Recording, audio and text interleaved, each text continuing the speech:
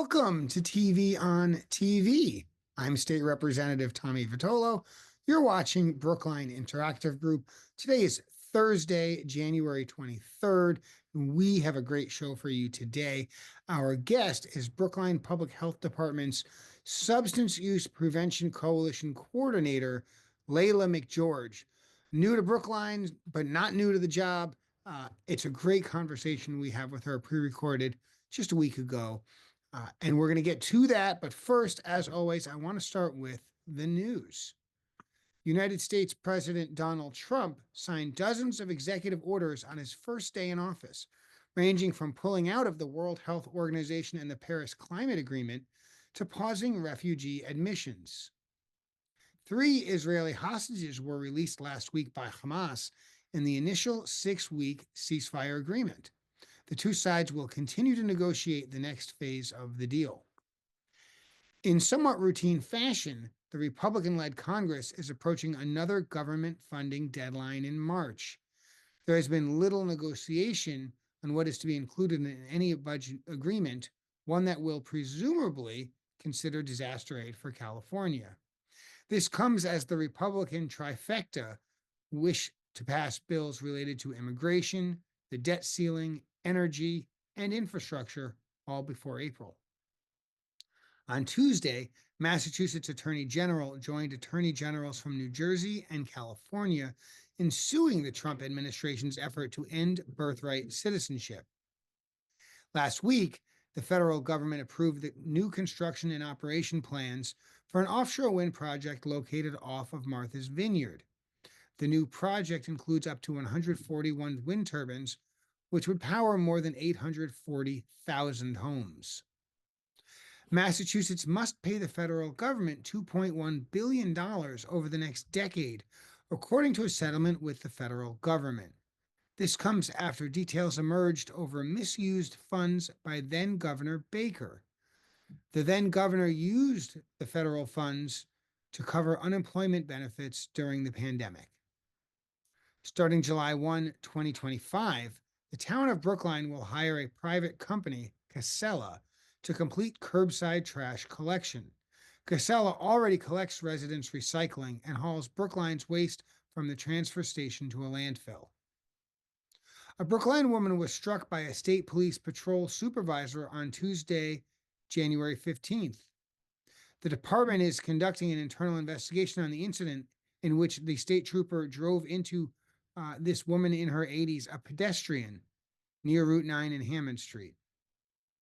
The town has issued a $450,000 grant to the Martin Trust Partnership in Education for its early education improvement project.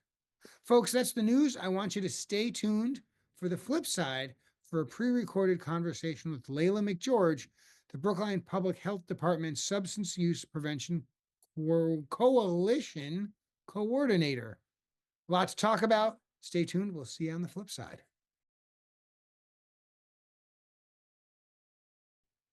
And welcome back to TV on TV here on Brookline Interactive Group. As promised, today's guest is Laila McGeorge, and I've got to read her title to you because it's long and complicated. She is the Substance Use Prevention Coalition Coordinator, and we're going to ask her what that is eventually, but we're going to start by just saying welcome to the show. Hi, Representative Vitolo. Thank you for having me. It's our absolute pleasure. And Laila, we're going to get to the important work you do, but first we want to know a little bit more about you. So, what have you been doing your whole life? Sure. So I was born and raised in Southern Connecticut.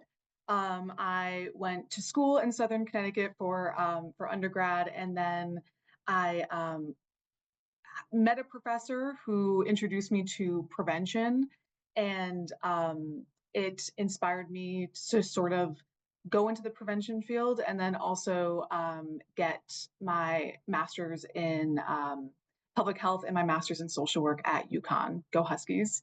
And so I have been a coalition coordinator for a federally funded substance use prevention coalition in Southern Connecticut.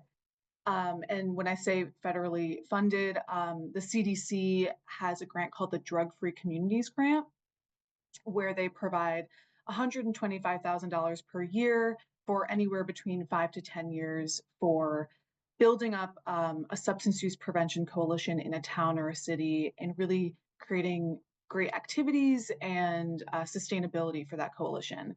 And so I was lucky enough to be a coordinator for a coalition. And then during my master's programs, I was able to intern at the Connecticut Department of Mental Health and Addiction Services, and specifically in their prevention program. And there I was working on tobacco compliance data and also working on a mental health promotion curriculum. And then right before coming to Brookline, I was a regional vape prevention coordinator. So I coordinated with 14 towns in southwestern Connecticut to prevent and treat youth who were vaping nicotine. So those are ages like 12 to 21. And so I feel like I've been very fortunate to experience prevention on the local, regional, and also on the state level. And although that was Connecticut, I'm very excited to take what I've learned and sort of apply it to the great town of Brookline. So I grew up in Brookfield, Connecticut. Tons of friends went to WestCon and Quinnipiac. So like, Gotcha. where were you? Tell me a little more, because just for me, right? Yes, yes. Born and raised in Trumbull. Yeah, Yes, love yep. it. Actually, Brookline has a couple of relatively recent hires who are like West Connecticut, South Connecticut. Love the Connecticut representation. Yeah, so I think um, the new director of recreation, I think, is from Connecticut. Awesome. There's a few others kicking around, so something to look out for. So you've been at this a while. I got all kinds of questions about Nancy Reagan's "Just Say No" and things like that. But before we get there, what does a coalition coordinator for the town of Brookline do? What would you say you do here?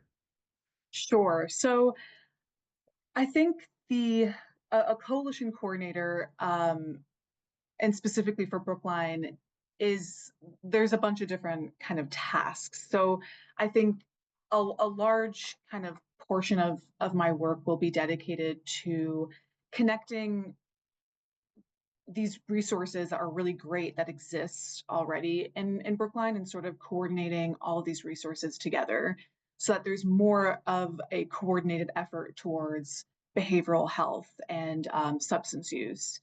And so I think that's sort of like the broad lens of what I'm doing, but also specifically um, the nitty gritty of running a coalition. So it's having coalition meetings, it's bringing community together to focus on what are the relevant issues around mental health and substance use that our residents are facing, our youth, parents or caregivers, and also just community members and residents. And so I think it's really just focusing on bringing community resources together and also bringing the community together to focus on mental health promotion and substance use prevention. And so when we're talking about substance use prevention, the mind goes in a lot of different directions. Are there specific substances that take most of your time? Obviously, if there's like a meth outbreak, you're going after the meth, but like what is more typical for the kinds of things you're working on and the age groups? Sure. So in the past, the coalition was mainly focused on high schoolers and youth. And so we are still wanting to focus on youth and young adults. And typically those substances are of concern are alcohol, marijuana, and nicotine. And then also just looking at like sort of some mental health issues as well. But also as the coalition is getting revived, we're looking at sort of prevention across the lifespan, not just necessarily for youth and young adults.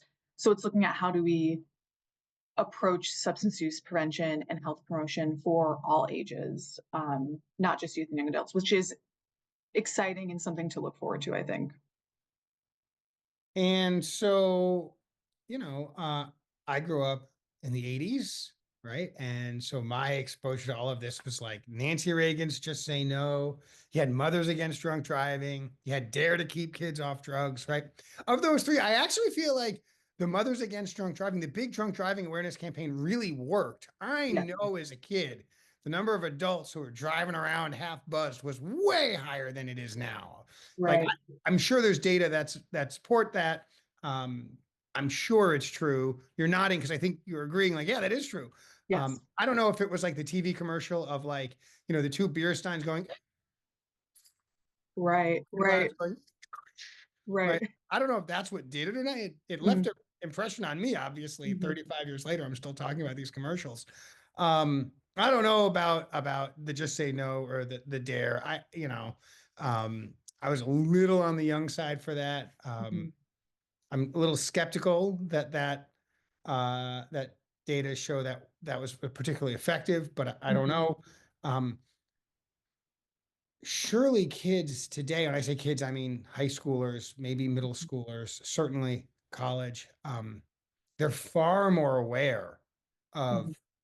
um, what's out there and what the impacts are. They have access, you know, with the phone to all sorts of things that we certainly didn't have as kids. So um, I'm not saying they're know-it-alls, but like, how do you, you know, it's not simply giving them the information. They kind of have the information. How do you approach young people and say, look, like you're going to make your own choices. We'd like you to bend more this way and not so much that way. What does that look like? Right. So I'm really glad you mentioned the ads in like the 80s and 90s because I think when folks think about prevention, they think about this is your brain on drugs and the fried egg on like the frying pan. And it's like, yes, exactly. And did that make the most impact? Did that make sense? Like, what did people get from that? Like, I we will remember tell that. you, it scared the crap out of me. Like, oh my God. I was like, oh, like it was such a cool, like, this is your brain. Yeah, This is your brain on drugs. Oh my yeah, God, that's terrible. But like again, I was like 7, right? If right, I was 17, I don't know if I would have had the same response.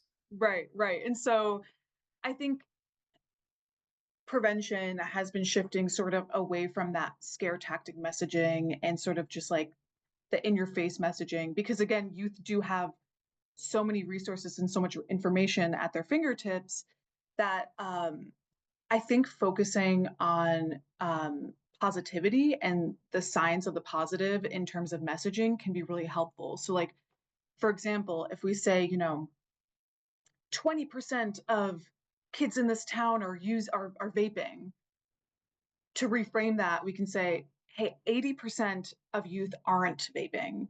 And that really combats perceived norms. So I'm not sure. I mean, I know I believed this in when I was a high schooler. Like I thought everyone was smoking weed, but many times the data shows that that's not the case. Most of the time, your peers are actually not doing the thing that you think that they're doing.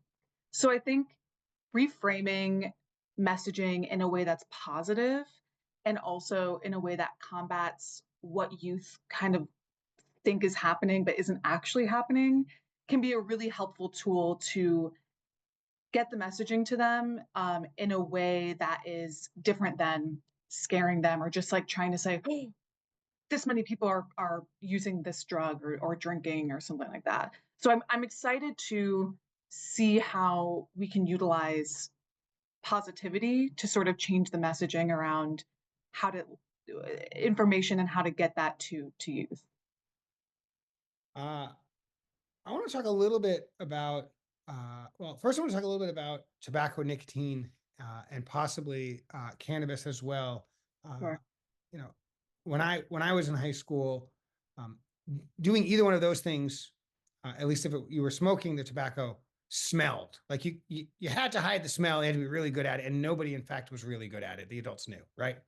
Um, but that's not true anymore, right? Because of vaping technology, certainly you can use nicotine, um, you know, inhaling it without the smell. And I understanding is you can also there are plenty, certainly edibles, but other cannabis products, other marijuana products that also don't smell, which means maybe it's easier to use them in school, not Mhm, just nights and weekends. mhm. And I know I've certainly have had parents express that concern. Um, do we have any sense for how prevalent use in school, let's just say the high school, just to make it simple?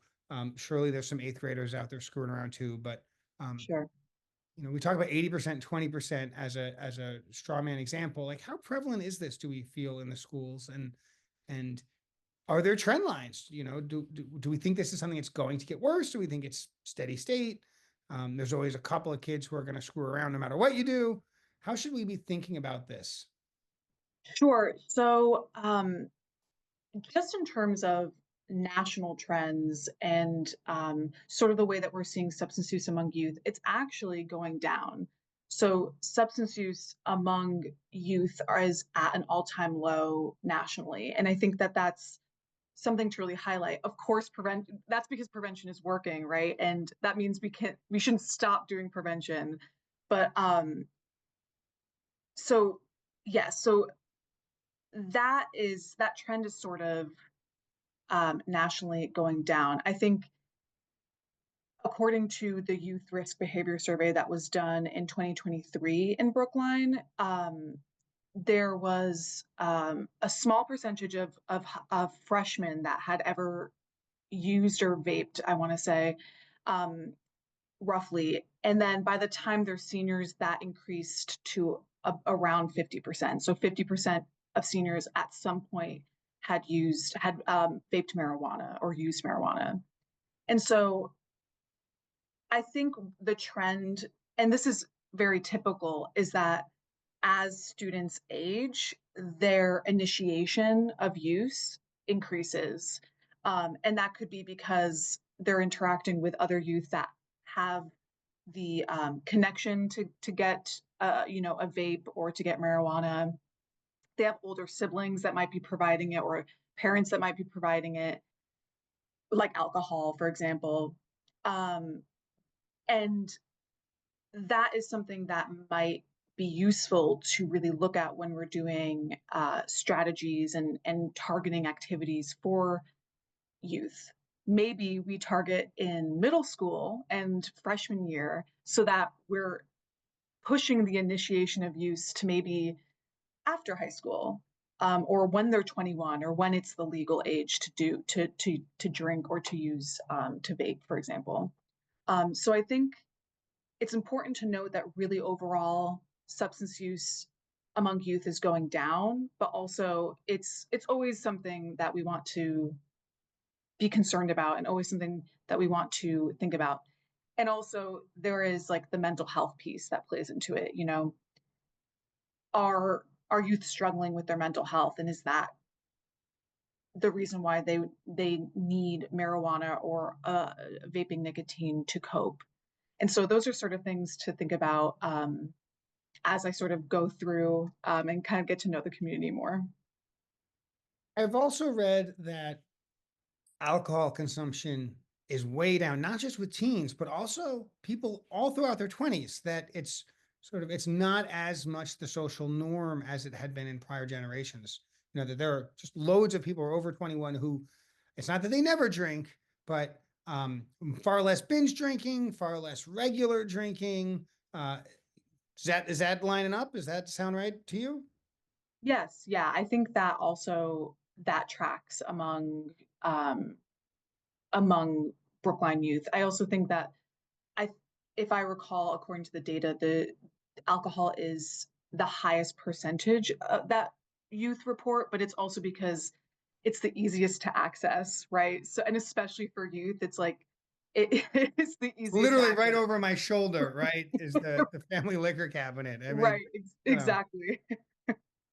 So yes, that is something that we're seeing. So I want to hone in on the word prevention, right? Sure.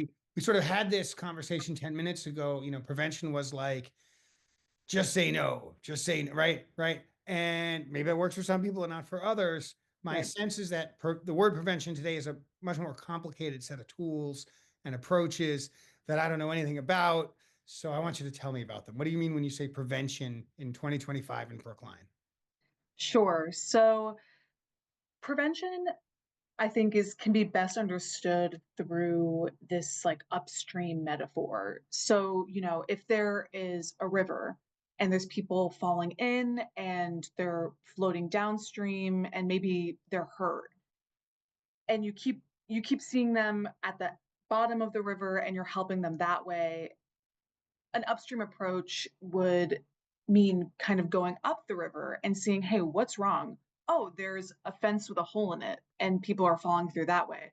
Oh, there are slippery rocks and people are falling that way. And so, really, prevention goes upstream to recognize the root causes of using substances and maybe mental health concerns, to really target initiatives that target those root causes rather than treat the symptom of a substance use disorder or of a mental health concern. And so I'm kind of nerding out, but it's prevention really exists on a continuum of care. So the Institute of Medicine created this sort of, it's kind of like a half circle, and it's a continuum of care, and it describes that when we're focusing on substance use or mental health, it's not just about treatment and recovery, which many people oftentimes think it is. There's a whole portion of prevention that happens before a person is in treatment or is in recovery. And so prevention is really just providing people with the facts and the knowledge to stop the development of unhealthy behaviors. And so it could be like billboard messaging. It could be direct education to parents whose children are using substances. It could be a like Narcan training for the community. Um, it could be creating policies to prevent smoking on campus, for example. So it's a wide array of different strategies to really focus on preventing the initiation of substance use. Uh, you're the coordinator.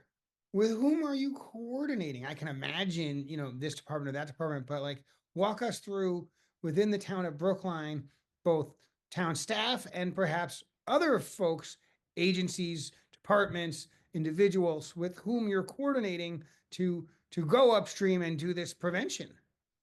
Right. So, my position as a coalition coordinator is situated in the Department of Public Health and Human Services.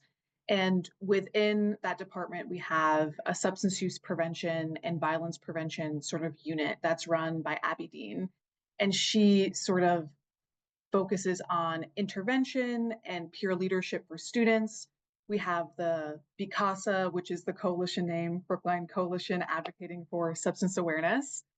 We have the coalition that's sort of focused on the community. And then we have BPEN, which is Brookline Parent Education Network, which focuses on parents or caregivers of youth.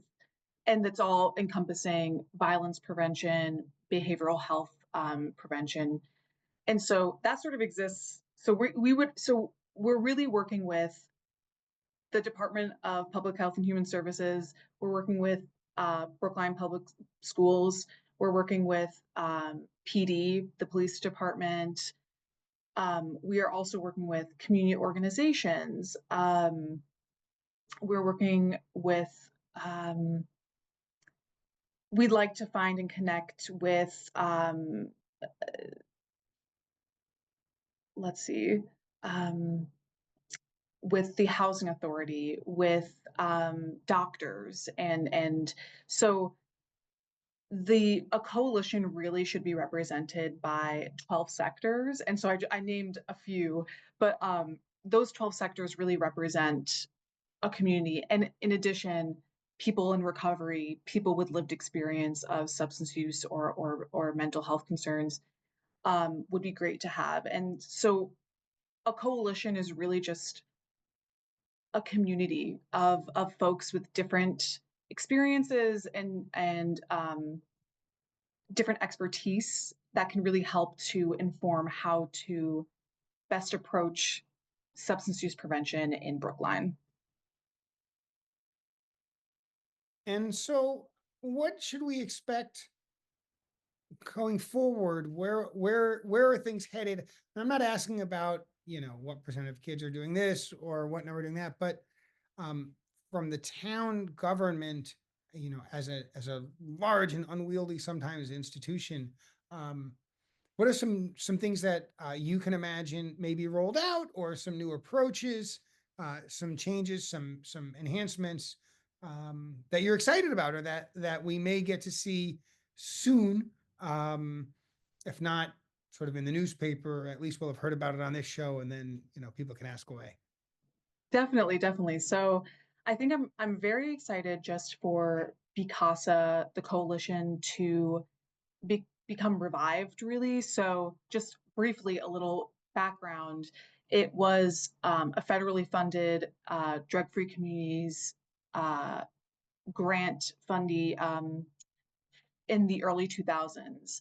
And after several years and no more funding, it sort of um, they're basically looking for it to be revived. And so what that means specifically is I'm really excited to use the data that the town has been working on. So for example, like the community health assessment that the Department of Public Health and other folks have been working on, and also the youth risk behavior survey. I'm excited to utilize data to really see what are the areas that we can work on in the town regarding substance use and mental health, and where are the ways that we can pool resources and coordinate resources to have the best response to those that are in crisis or seeking help.